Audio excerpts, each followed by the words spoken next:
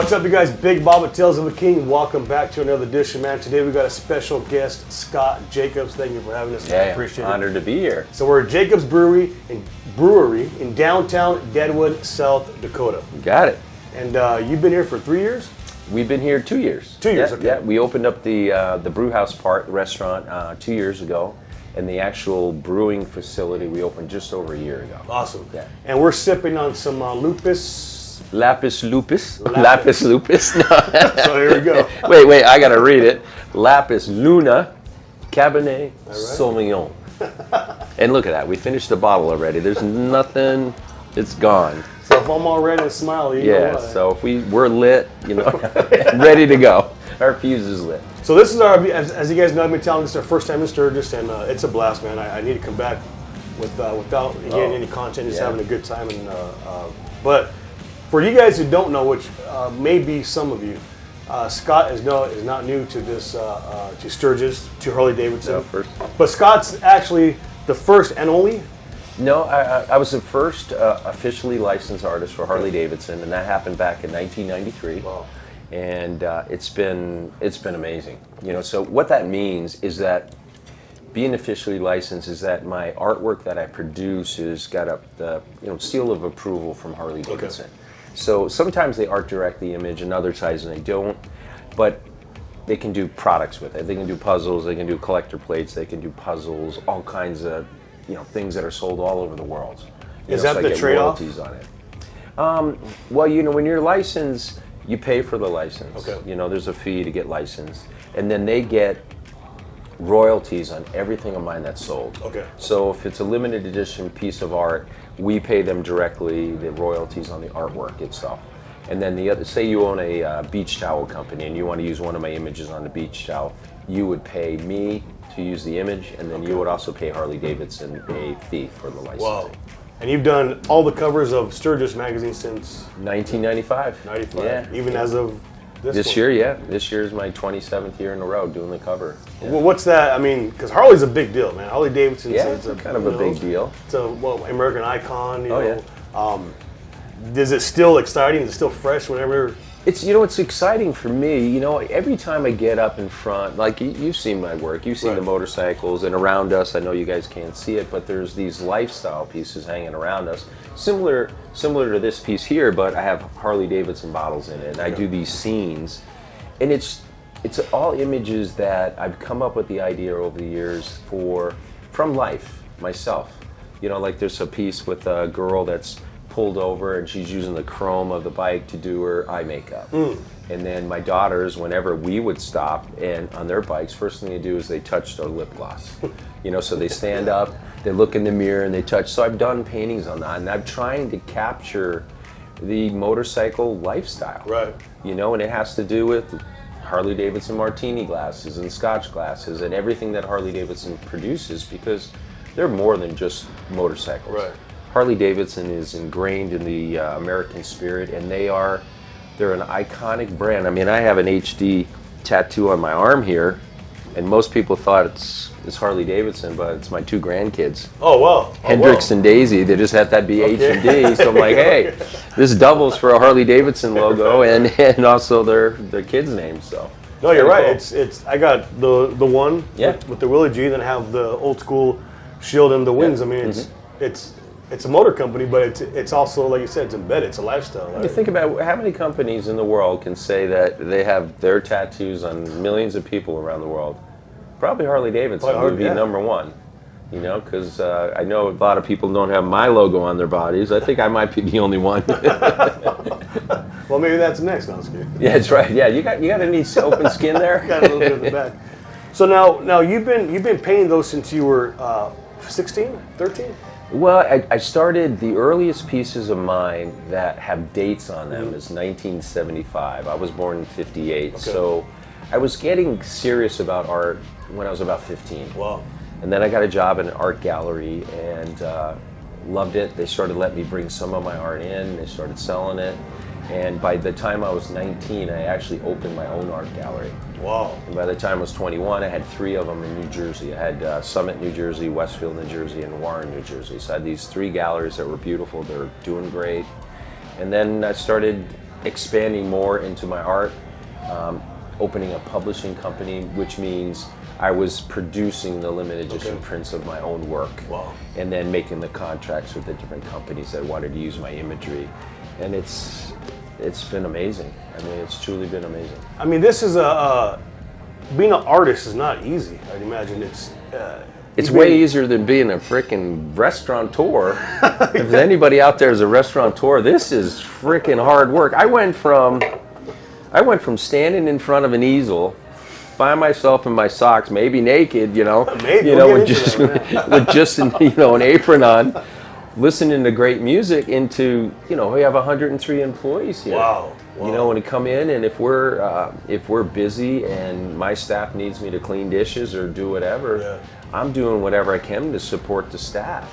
It's way more things going on, many more gears in the motor here than in an art gallery. And you guys, when we walked in, he was actually behind the bar. He was working, and so that's real. Yeah. That's no. I think I was probably making myself a margarita or something. I was working hard. Well, from our angle, it looked good. Yeah. So now, being an artist, 19, you got your 3 galleries. So this is a question I want to know. The galleries, are that all your own art, or is it like a store? No, I had, when I opened my galleries, the original galleries back in the 70s were called Reflections on Canvas. Oh, wow. And I came up with that name because I thought that a painting is a reflection of a thought you had on canvas. Reflection of a moment in time on canvas. That's where the name came from.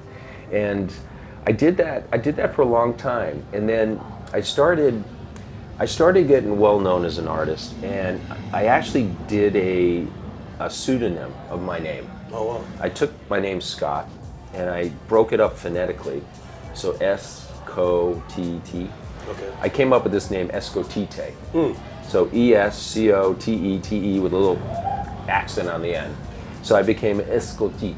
Escotite. I was a French guy, Escotite.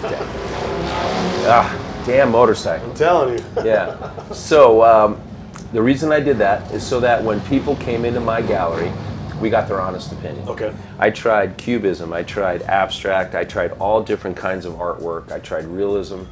And like if you came in my gallery and you knew my name was Scott, and then you see this painting I'm showing you that says Escotite, you don't know who that is. Right. I'm like, well, what do you think of this artist, Escotite?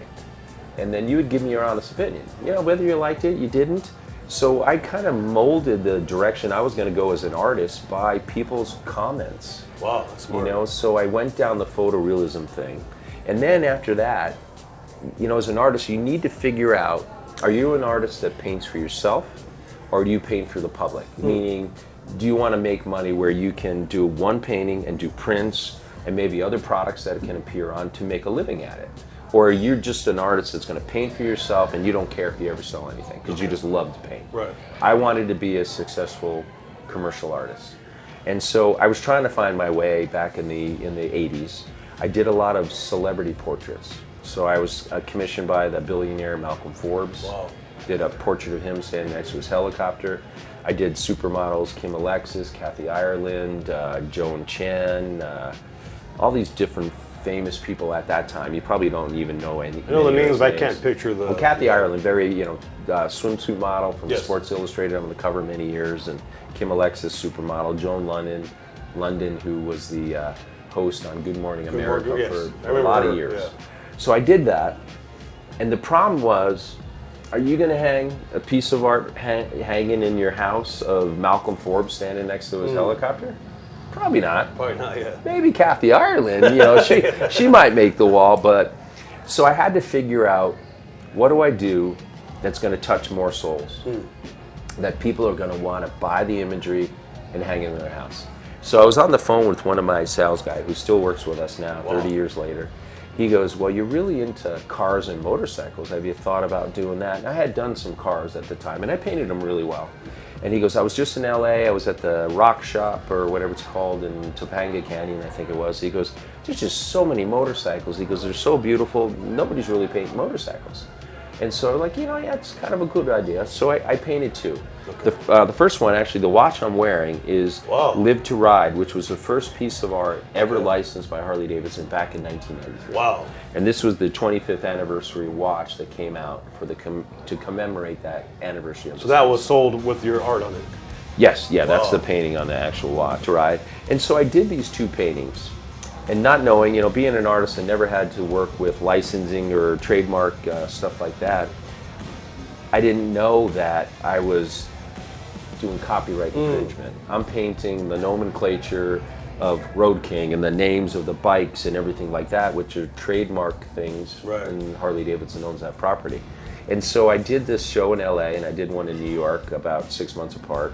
It was called the Art Expo. It was where art galleries could come in and meet artists and buy art for their galleries. The Beanstalk Group, which is a licensing arm for Harley Davidson, came in and said, hey, you can't do what you're doing. And I was like, why? And they're like, you're not licensed. And I said, well, how do I get licensed? They're like, we don't license artwork. I was like, well, people love this stuff. Right. So I had a couple of the paintings, and I was working on another one, and I had these signs saying next release, meaning I was going to bring out a limited edition print with it. And they're like, well, you can't do that. You have to be licensed. I was like, well, how do you get licensed? And they said, oh, we don't do it. And I said, why? And they said, because it's a big document, and it would take us months to get it together, and it's just not worth it. We don't do art. And so that happened in New York. Okay. And then 6 months later, I did the same show in LA. Those same freaking people were there. But this time, they have Jeff Bluestein. Jeff Bluestein's the chairman of the board at the time of Harley Davidson. And so Jeff was with the Beanstalk people, and he comes up, and they see me again, and I recognize the one guy. They sent me So literally the same group? Same group. Wow. They sent me a cease and desist. In those groups actually are here at the rally. They go around, they look for unlicensed product. Really? Like maybe you're making a bunch of Harley Davidson t-shirts, and they're looking to see if you're licensed because they should be getting a royalty on it, the motor company. They're very protective, like companies like Coca-Cola and Disney. Those guys are, they got the licensing Nazis out there looking around. So they told me again that I couldn't do it, but Jeff was there, and Jeff was like, is this the guy you were talking about? He looked at my art, he goes, man, this guy's stuff's great. He goes, let's try to work something out. So it was probably about 90 days later, they worked out a licensing agreement with me. I remember like it was yesterday, the day it came in the mail. Wow. I got this contract. I've become the first artist ever licensed by Harley Davidson in a company that had been around 90 years already. That's awesome. Nobody ever headed up that department. Right. So I'm documenting moments in time in Harley's history that'll be in their archives forever. So 100 years from now, people might pull out, the Harley Davidson image that I did yesterday to be on a cover of a coffee table book, or a puzzle, or a collector plate, or a pocket watch, or whatever it is. Yeah. So it's kind of cool. I'm very honored for them to have put me in that position, and I was ready for the challenge at the beginning. At first, they had a lot of people that were trying to, what they would call art direct me. Okay. And a lot of the people in the licensing department for Harley Davidson were people that were experts in licensing, not in motorcycles. So I remember submitting a painting to be approved so we could do a print, and them rejecting it. I'm like, it's a stock Harley Davidson, why are you rejecting it? Oh, and the girl says, couldn't you do it in another color? I don't like it in red. I mean, it's a stock Harley Davidson color. It's a stock bike. It's your product. You're saying you don't like red? What are you talking about? And then after those people left, and then this woman came in from Currents Check Company. So it's like if you're in a magazine and you can get like pretty checks, with a picture on it, Currents, will mail you those checks. She headed up that company. Wow. She knew nothing. She never even had ever been on a motorcycle in her entire life, right? So I did this amazing painting I called Rock and Roll, and it was a Harley Davidson up on a boulder in Joshua Tree State Park. Beautiful piece, incredible, all these boulders, and it's just beautiful. And my statement was, I was putting Harley Davidson up on a pedestal for everybody to see, right? And so Harley Davidson rejects it because you're looking up at the bike and you're seeing a little bit of the undercarriage of the bike because it's elevated. And they're saying the underside of the bike was not intended for the owner to see. But, right? So 3 months later, 3 months later, the photographer that did the shoot with me, I gave him the rights to his photography, even though he was shooting for me for paintings. Right. If he had somebody that wanted the photo reference to something that I was going to paint or something I paid for him to shoot, he could use it. Okay. 3 months later, it's on the cover of their new calendar. that photo. The photo I used to paint from. Right. Different licensing people in that department that did the puzzle or did the calendars. Different people over here that's in the art thing. So there was no rhyme or reason. So I sat down with the licensing people and I said, listen, you guys, I know you got good intentions and all that. I said, but can you let me just do my thing? Right. You know, I've been a biker my entire life. I know how to paint. I know that I can't put aftermarket parts in the piece. I know what you will approve and what you won't. You know, people riding around without helmets. If I have a bike and there's people in it, there should be a helmet like sitting on the ground or something. I understand all that. It says that in my contract. Can I just do my thing? And they agreed. And they let me. After that point, I have done everything. No more people art directing me. So. And speaking of, that was a great day. Of you been riding, you rode your first bike at 17, right? Actually, I had a moped. Oh yeah, moped. Okay. Yeah, so I'm in. Dropped? I've dropped a lot of shit. I mean, I got a massive scar. I have a prosthetic arm and shoulder. Yeah, I want to talk about that. From my last accident. Hopefully my last accident. But when I was in high school, I rode my bike just to school all the time. So my mom takes me down there, and I had a Raleigh 5-speed, you know, because my parents only had one car and all that. So I had a bicycle, and I'm in the bike shop. And they had just got mopeds in. They had this yellow Motorbacon moped. It looked like a girl's bike, It had the down thing, but it had a motor on it. You put gas in it, and it went like 35 miles an hour. And those things were legal for somebody to ride on the street. Wow! I didn't have to have a license, so that was my first technical motorized vehicle. Okay. And then every once in a while, believe it or not, my mom would want to ride on the back. She would sit on the little rack in the back, and she'd hang her legs up. And so when I was able to get a license, she encouraged me to get a bike. So I got a Kawasaki 250, one of the 3-cylinder ones, the 2-stroke ones that were just super. The front end popped off all the time because they were so torquey. And then she would ride on that. And that wasn't fast enough, and that wasn't big enough. So then she's like, let's go get you a bigger bike. This is your mom. This is my mom. Yeah. So I got a KZ 750 Kawasaki after that. And then I was real comfortable. She liked that because she was more comfortable on that. And then after that, I went into Suzuki, and I had a GS 1000 after that. And that was a crazy, that was the fastest bike in the world in 1981 or 82 when I bought that new. That was scary. You know, I like to go fast. I would rather go fast in a car than on a bike. Right. You know, because things happen really quick on a bike, as we all know. I mean, I've been hit in the head with a bird at 85 miles an hour. That dazed me, and I went off the road in Idaho, riding up here to Sturgis with the hamsters one year. And then a bunch of people, and I'm laying on the side of the road, and got all this blood all over my face. It was from the bird. Wow. I saw it coming out of the corner of my eye and twisted my head at the last second, and it hit. I had a little beanie helmet on. It hit my temple and half of my helmet. So I didn't get the full impact. Right.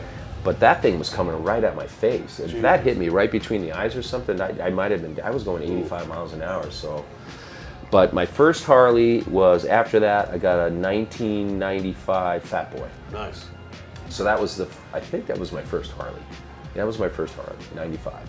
I was on Jap bikes before that, and I was fast. And what I liked about the Harley is, I don't know, it was more about, you know, in the crotch rocket bikes, I felt like I needed to get from A to B really quick and show off and go super fast.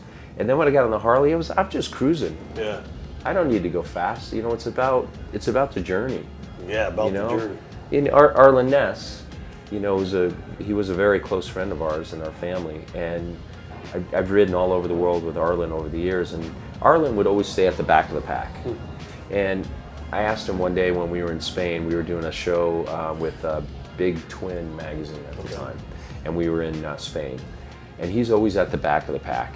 And I said, why?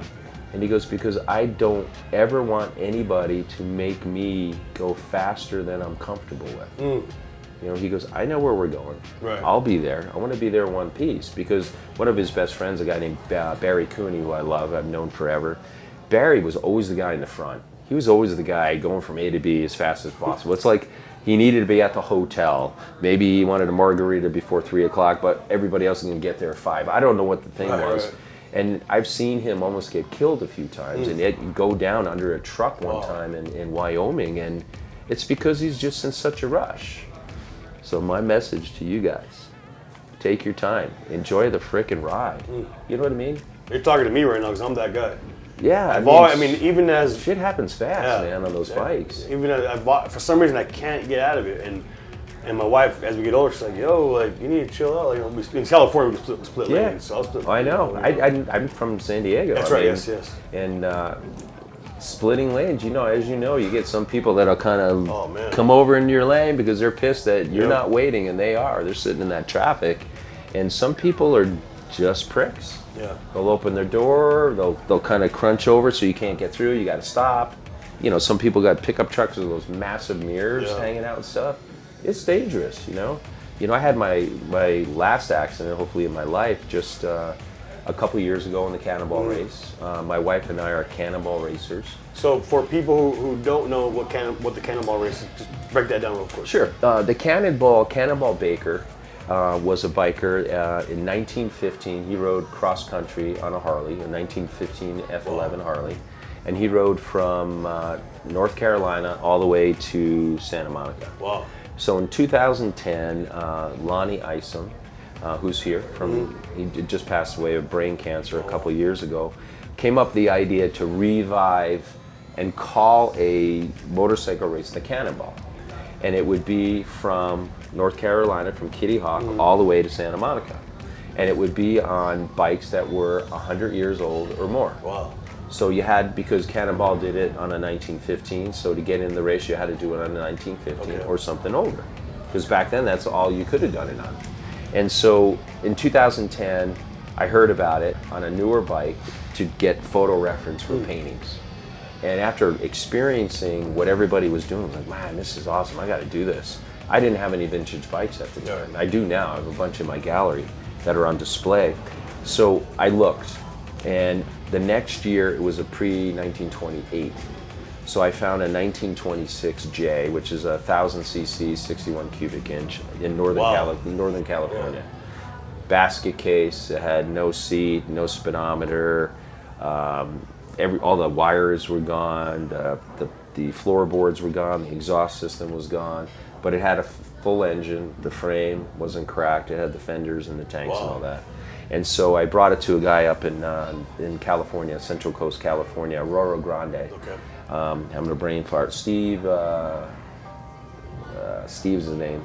I want to say Hunzinger, it's something similar to Hunzinger. Aurora Grande near Santa Barbara area, is that? Yeah, north of that. Yeah, probably 45 minutes north of that.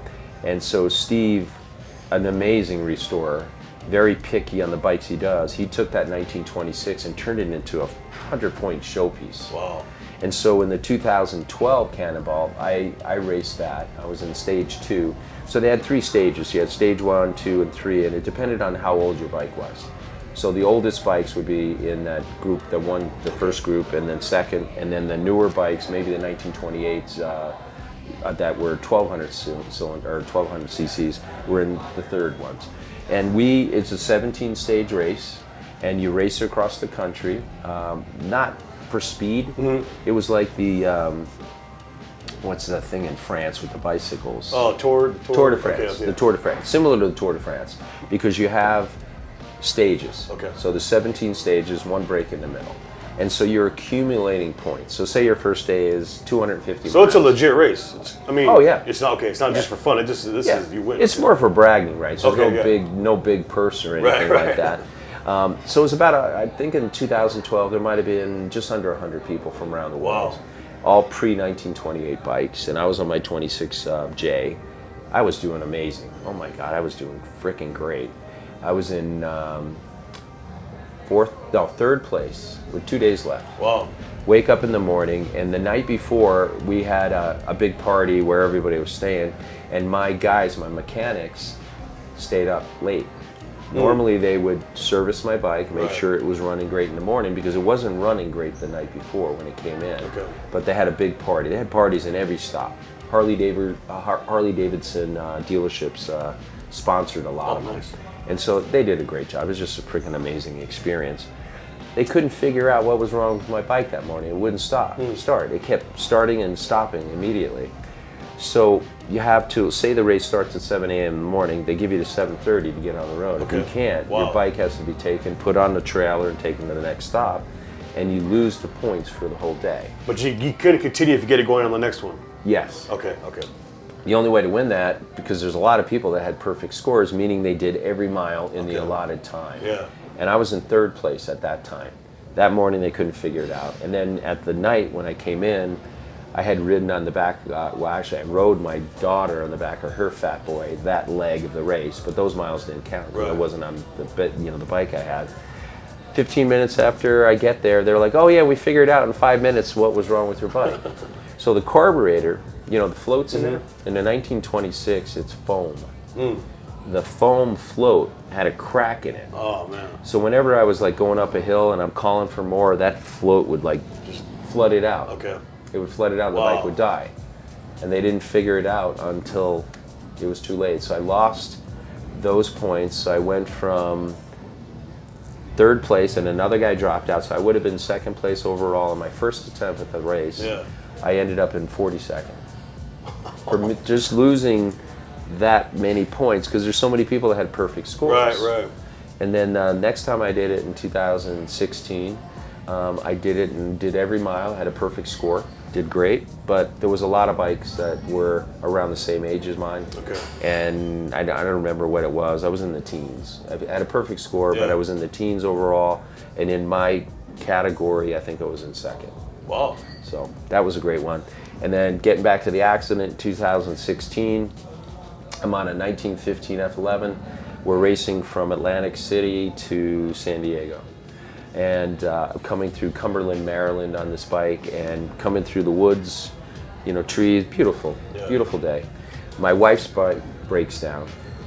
Couldn't get it started. It was running like crap that whole morning. So we leave her bike on the side of the road for one of the, what they call the Grim Reaper to pick up. Okay. You pick up the broken bikes, they put them on trailers, and then they drive you to the next stop. Her bike broke down, and she's like, go, you have a perfect score. But it was only the second day, so I had a perfect score on the first day. And so I continue on, come around a turn, I'm by myself because I'm trying to catch back up to the pack. They had graveled the road, they were resurfacing it, and then they have a slurry coat they put over it to keep it stuck. Right. So it stays in place. Right. Hadn't done that yet. The group that was doing it had put all the gravel out there, and they were going to come back the next day because this race was coming through here. And so I'm coming through, get in the gravel, and when you tap those old bikes' brakes, you get what's called gravel lock. So my back tire is locked; it's not rotating. I'm on the gravel, but I'm up. Right. I'm squirrely on this thing, and the gravel. So it's on this blind turn, going downhill. And then there's a stop sign at the bottom with the road. And so I'm keeping it up, I'm trying to get through the stop sign because there's no gravel past it. Okay. And then I see cars coming. So I lay it down, which is a defensive move to lay the bike down. So I have great clothes, this company called Revit, I don't know if you heard of them. Yes. They make racing clothes. Excuse me. They sponsored it. They gave me these ballistic pants, with the pads in here and stuff like that, and they had things on the elbows and everything. It was just amazing. Yeah. And so when I hit the ground, I'm sliding, and I'm doing good. And then all of a sudden, the bike, I'm going maybe 35, 40 miles an hour on the pavement, but I'm in the right stuff. I'm wearing a helmet. I got this gear on that's amazing. If you were going to race and stuff, Revit would be my 100% recommendation to wear. Revit stuff's great. So I'm cruising down, then all of a sudden the bike hits this bump, and it was enough to get the tires to stick, and throw me in the air. So I got high-sided off of a bike that was sliding on the ground. Jesus. and I'm flying through the air, and I'm upside down. I fracture my humerus into little pieces. My clavicle, everything up here is just gone. Wow. You know, so I spent 8 days in the hospital. They put in a prosthetic titanium rod in here, and then they put a titanium ball and they screwed into my glenoid, and I got a plastic clavicle up here. They put me back together, and they basically told me I probably wouldn't paint anymore. Wow. And that's why I opened up the brew house. Right. This was a fallback, you know, for me for my future. That was 2 years ago. Little over Open 2 years this, ago. yeah, and it wasn't working. My arm wasn't working great. I was only painting in a really good day, 3 hours in a day. Wow. You know, so my production went way down. Whereas the clothes you're doing 10 to 12, you said at one time. Oh yeah, right? Okay. quality was still good, but I was producing so little to really make a good living, which I had come accustomed to. Right, right. And then I went to another surgeon, and he goes, you know what we need to do is we need to get what they put in Cumberland, Maryland, out of there. We need to cut your arm, break your arm, put something different in there, and it's about 15 months of rehab after that. Now I'm back to painting. Not full time. I still can't get through 8-hour day because I severed my biceps as well. I have no rotator attachments. I have a lot of nerve damage from everything that fractured in there. Right. Cut a lot of shit. But I'm doing good. I'm painting as well Good. as I ever had, and you know it's Most working. importantly, you're still here. I'm still here. Still here. You know, so now I have the brew house, which is busy as hell and Yeah. it takes a lot out of us, and I have the gallery, which has been really successful. It's doing great. And you know what? Like I was telling you earlier, we've been blessed as we've been out here, you guys, to meet some cool people, and Scott is definitely on that list. It's an honor to be here, so thank you. I'm glad you're here, man. I mean, your first time. Why did you wait so long? You know, so I've never. Let me interview you. So why is this your first time to Sturgis? So How long I've been have you riding. I've been riding my whole life. Okay. I was never a fan of the shows, meaning I just want to okay. do my thing. Just Yeah. that's cool. Well, now I'm getting interviewed right now. So Yeah. in 2014, we started a clothing brand. Okay. New to the branding, not knowing you have to do shows. So we started doing Yeah. local shows. I'm like, man, this is cool. My wife was always like, why do you never want to do shows? So as we grew and as we started the YouTube and Rocky Nation and Tales of a King, I was like, man, we got to hit the shows. We got to hit the shows. So now, and all these years later, I'm starting to love it. That's So awesome. It's a good time, man. It's fun to meet a bunch of cool people, and everyone's about the same thing. Motorcycles, no matter what color, race, what yellow hair, purple hair, everyone's here for the same thing. Have a good time and drink some beer, ride your motorcycle. I mean, we flew in, but you know, we're working. But you know, Well, do you guys have a booth here then with your? no, we just doing the content. No, Okay. so This would be a good one for Yeah. you. You know, you got 500,000 plus people here. So we let it go in about 2019. We did our last show. Oh, okay. Because we couldn't own the name. So, you know, what do they call it? somebody already Consumer have it? confusion. Well, so our name was Bonehead Inc. Bonehead was taken. Okay. So like I own Road King Nation. Obviously, I can never own it because Road King is owned by Harley. Yeah. So the new name, which I'm not going to say here, is being trademarked right now. Okay. We own the domain. And the trademark, there's no red flags or nothing stopping. So hopefully by the end of the year we'll have it. Done all your searches and everything. Yes, Make sure. yeah. And I remember when I came up with the names for my company, you had to put it in your local paper. Yeah. You had to do like an ad in your local paper saying, "I'm going to open up a company and I'm going to call it Reflections on Canvas." And then if nobody says, "Hey, I own that," you know, then you're good. You know, it's got to be run for like 2 weeks or something. I don't know if that's still the case. So when we started Bonehead, it was like that. Yeah. They run the ad in the paper, and then Yeah. But that was just as a company. So Sure. this we're trademarking this, and then once we get that, we'll get Awesome. it branded again and Yeah. get it going. So I'm excited. So hopefully one year we'll come back as a brand and Excellent. have a good time. But It's a good thing there, you know. And the other thing, I guess I can tell people, because a lot of people ask me this all the time: what brought you to South Dakota? Because I'm from San Diego. Right. You know, and the first thing they think, oh, the weather's horrible here. Oh my God, we get 55 feet of snow every day. It's not like that. It's beautiful snow up here. You go skiing, you go snowmobiling. It's you welcome the snow up here. Right. I moved up here because I fell in love with the Black Hills a long time ago. You know, I would come up here for Sturgis. I started coming up here in 1994. Wow. You know, so almost 30 years.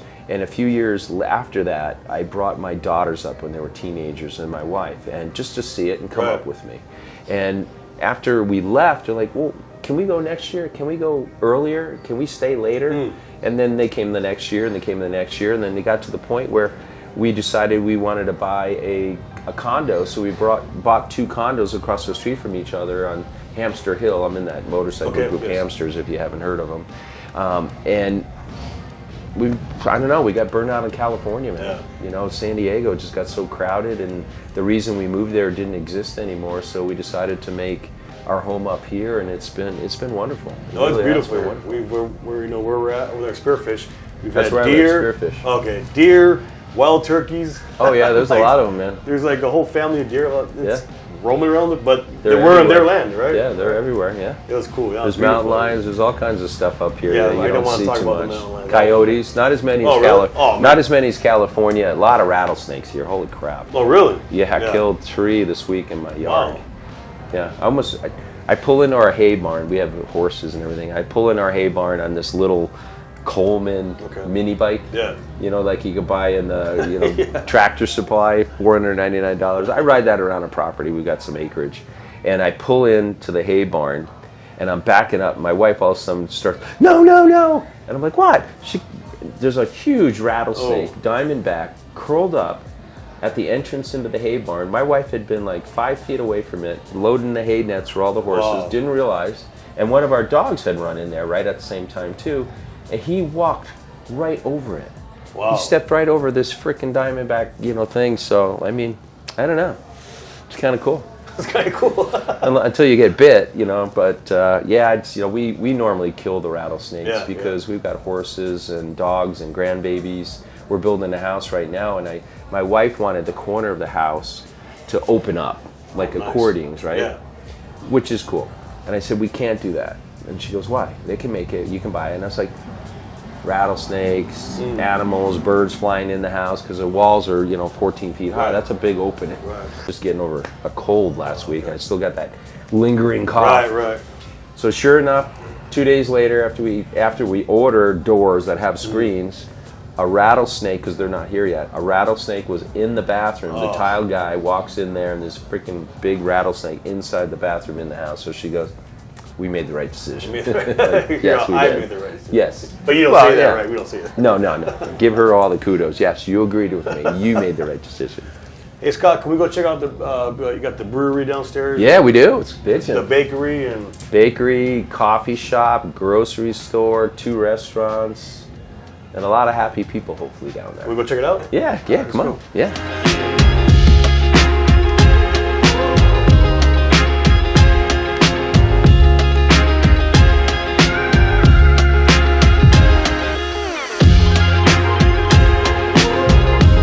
Feet long. Wow.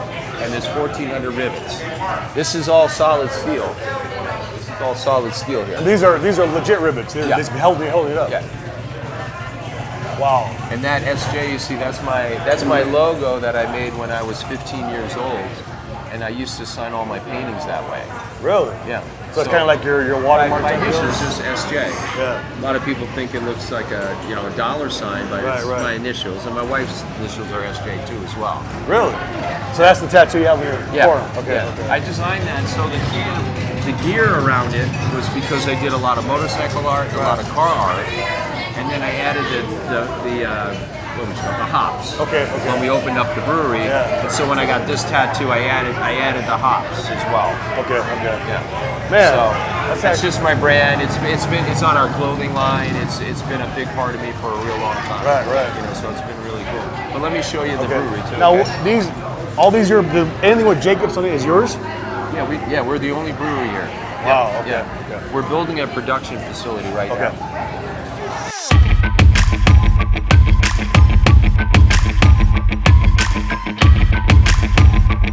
So after beer is fermented, it's transferred out of the fermenters into here. Okay. And we can serve directly out of these. We carbonate the beer when they're in here. Wow. This is the last stage unless you put it into a keg. So you can serve it out of a keg or you can serve it directly out of here. So you actually fill your kegs from this? Yes. Wow. Yep. And then the ones that have the cones on the bottom, these are called fermenters. Okay. So it starts in a brew house. So a brew house is this massive thing here. So this is what's called a hot liquor tank. Okay. So the purpose of this is to have purified hot water in this. So this is probably 140 degrees in here. Ooh. So that's all full of hot water, purified hot water to make the beer. Wow. The first stage is where you do the mash in, where you bring all the beer into, or you bring all the mixtures into here. Okay. And then when that's all done, it's transferred into another tank, and then we take shovels and we take out all the grain out of here. And then we put it into barrels, and then a farmer comes and takes it for their pigs. It's great feed. For so I just learned the grain beer is literally the grain. Everything falls down there. It's at the bottom. It's all no, mashed. You know, this one does the same thing. Wow.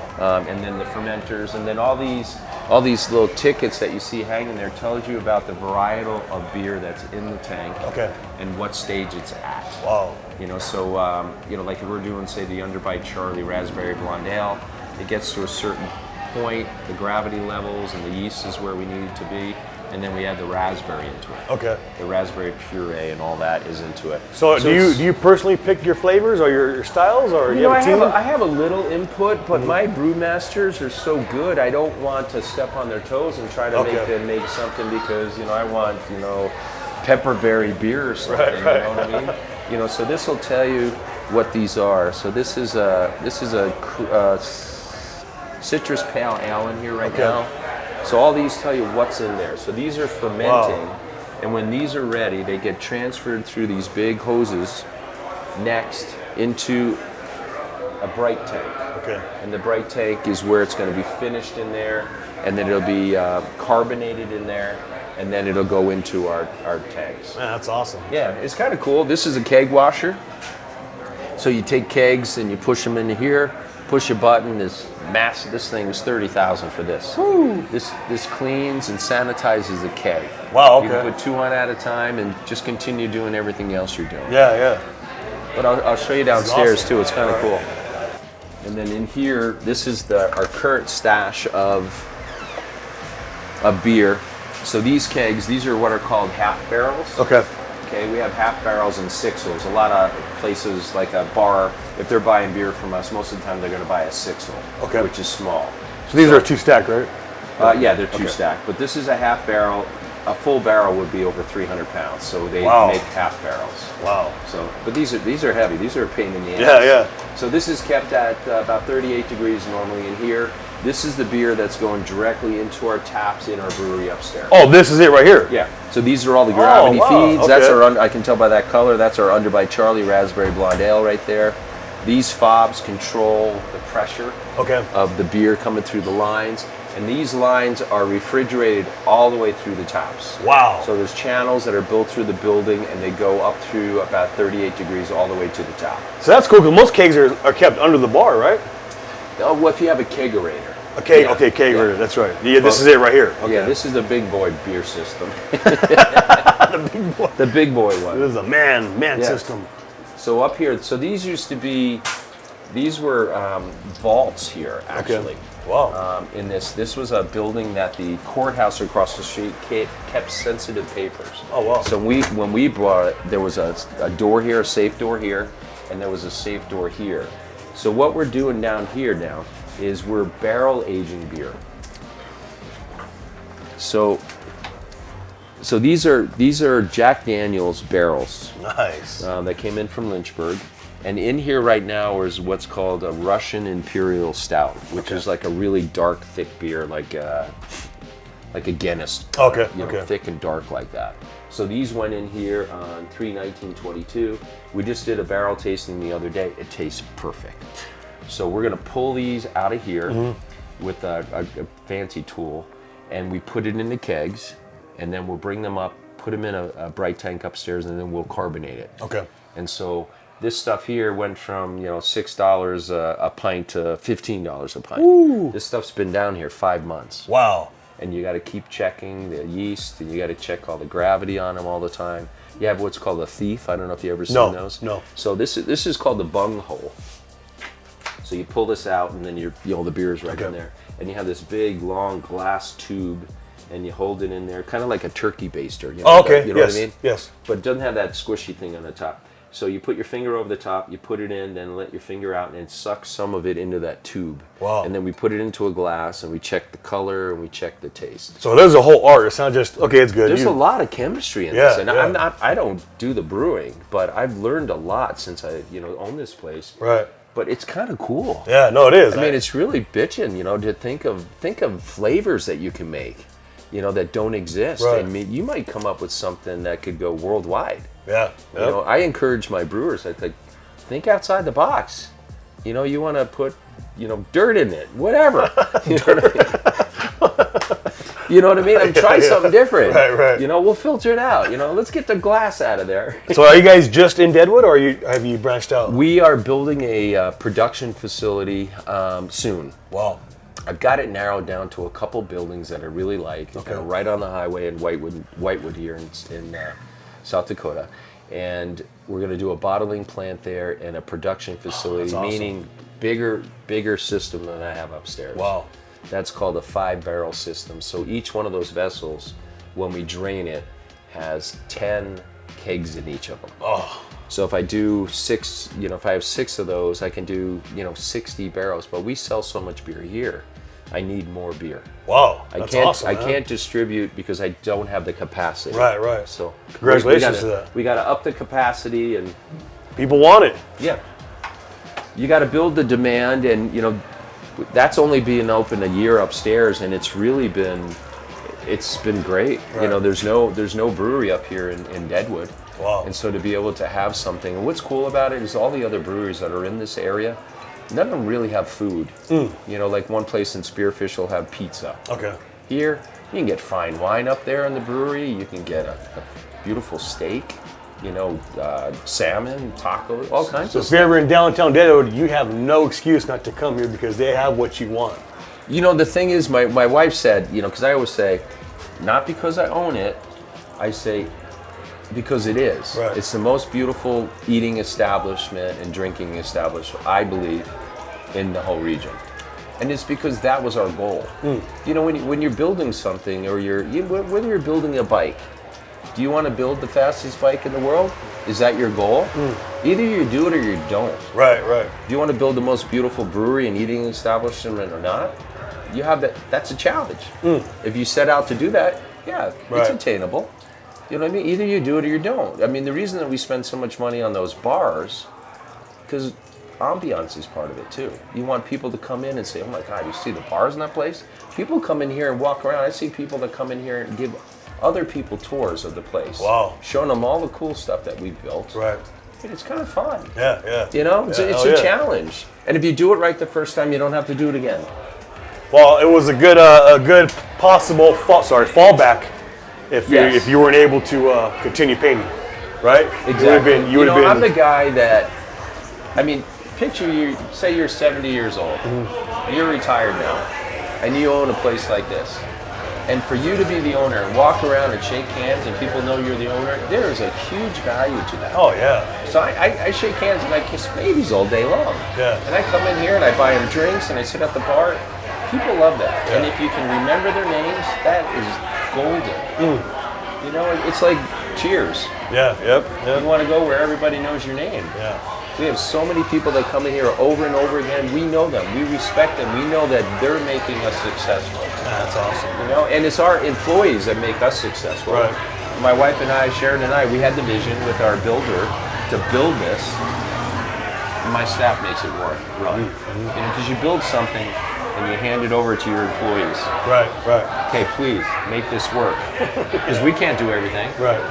Yeah, and they're doing a great job. We get so many compliments on there. There's nobody in my entire staff that is on the fence of being fired. Wow. And all that. Well, that also says a lot about you guys. I think they want to be respect here. us. They want to. I agree. Yes. Yeah. I think they respect us, and we've got a great reputation. And if you can work in the most popular restaurant in town, wouldn't you want to? Yeah. Hell yeah. The busiest one, wouldn't you want to? Because then you're making the most tips. You're as a bartender, you're making the most tips as a server.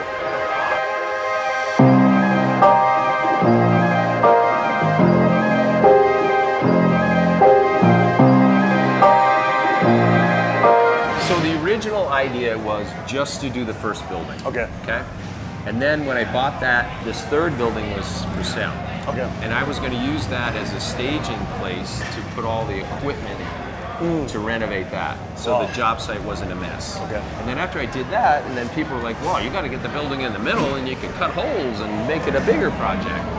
I'm like, Oh, so this was literally 3 separate buildings. "This is 3 buildings." Oh, wow. Yeah. Okay. So this was a lawyer and a accountant's office. Okay. That was an arcade. Wow. That was an ABC office supply. Wow. And so it kind of grew. And then I thought, okay, we can do this here, and then I'll sell that building. And then we had a lot of people say, "You don't brew beer." It's like, well, we're a brew house. A brew house means you serve beer. Okay. We don't brew. A brewery is a brewery. You brew beer. I didn't learn that. Okay. So I had the building, and I'm like, should we sell it? Or my wife didn't want to expand and go to another level and add a brewery, because that's another thing. Right, right. More employees, more expense, and so on. And I was like, that would be the perfect place for it. You know, you have 2 restaurants bookending this beautiful coffee shop in the middle, and so we went for it, and it's working. So the idea in here, the reason the bathrooms look like a little house, is because we try to create like almost a street market in here. So that's why we got a rock wall and an archway, and we're doing a mural here. It's because I wanted to give you the illusion that you were outside, maybe in an alleyway, between a nice restaurant and a brewery. Yeah. You know, like if you go to Europe or something, they have a lot of street markets outside. That's the vibe I get in here, yeah. That's the vibe. That's why that looks like a little house. That's why you're looking into a bakery over there. That's why the arch window. It's outside furniture, yeah. So this is a coffee shop, a bakery, and a finer grocer in Wow, here. okay. So all the products we have in here are all small batch companies. Okay. Just great quality stuff that you don't see anywhere else in the Yeah. area. We don't have eggs, and we don't have milk and stuff like. In the back we do. We just don't sell that. Right. This is more specialty stuff. Okay. Wow, that's awesome. And enough so you could get, you know, cheese and crackers and some meat to take back to your hotel if you're in town. Yeah, yeah. You know, and a great wine selection. I Luna. should show this wine elevator though. Can I show you that? Yeah, let's do it, yeah. Did you see that? No. Oh my God, it's amazing.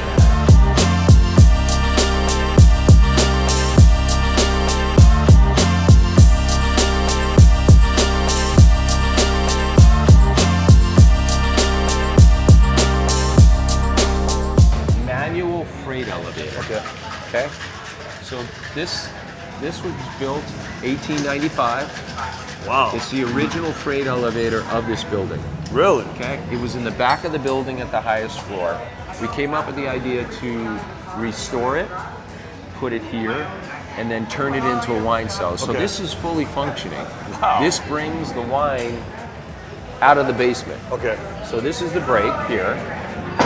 So you pull that, and that's And you guys still use this? every day. Wow. So all this wine stays in the basement at temp. It's about 58 degrees there. Okay. And then we pull it up in the afternoon when people are drinking wine. Wow. So all the cams, the original cams, it's the original cables and everything. The only thing we changed is that we added this underneath the carriage. Okay. So that we could utilize it. Right. We don't know of anybody else in the world that's ever used one of these as an elevator, but I think by now, because so many people have seen this, that somebody else has probably copied it. Yeah, they probably copied it. I've never seen it, but that's amazing, man. And this is a brake, Okay. so I can let go of this. That's the original brake, and then this locks it in place here. Isn't that Just cool? like that. Yeah. Wow. All these doors, I gotta show you this door too. Look at this door. Do the largest door in all of Deadwood. Okay. So this is the largest front door in all of Deadwood. It's 3 inches thick. It's got a steel structure inside of it, and then they cut my original logo Yeah. out of steel. I don't know why, but I like that and thing. polished it. So there's no hinges at all. 3 inches thick, steel structure in the middle, no hinges. How do they do that? It weighs 400 pounds. There's a massive rod that goes into the ground there, and there's one that goes in up there. No hinges, doesn't No slam. hinges. No. That's telling. Isn't that neat? That weighs 400 some odd pounds, but You would never know. You can You would open it never with know. your pinky. You would never know. Wow. This building's from 1895. This was an original grocery store in town. Okay. And then the train tracks were behind the building. So the train would stop here. It was on the road, and they would let people out for 15 or 20 minutes to go shopping inside, and then get back on the train. Wow. So if you missed you have to wait, or? I probably. Oh, yeah, okay. They Wow, probably wow. waited. But another thing that's pretty cool, where we're standing right now. So this is the original courthouse here, and see where that pine tree is there? Yes. With the flag, that was the gallows. Wow. They hung people right there. Wow. I've got photographs of people being hung there with this building in the background Really? in the early 1900s. Yeah. Wow.